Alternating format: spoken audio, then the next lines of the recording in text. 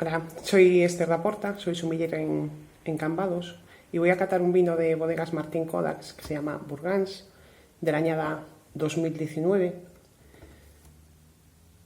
Es un vino limpio y brillante, de color amarillo pajizo, con reflejos de limón en nariz. Es de intensidad media alta, donde destacan las notas varietales de cítricos, mandarina, fruta de hueso,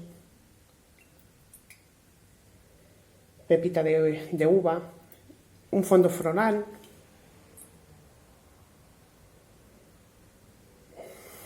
y notas de fondo especiadas.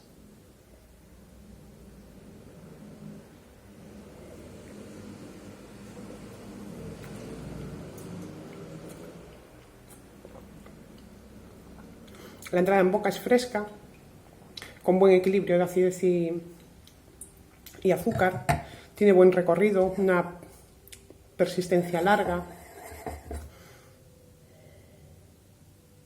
Burgans es un vino que refleja perfectamente el paisaje de que procede del corazón del Valle del Salnés.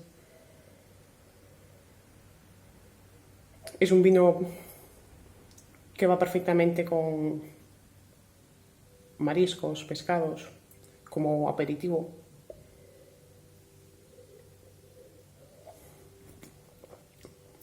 Una muy buena sensación final en boca.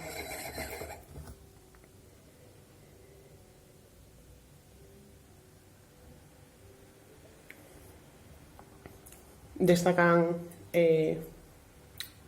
la frescura,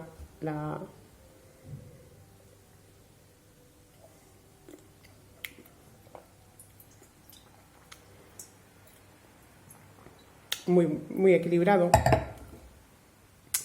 Un vino ideal para brindar.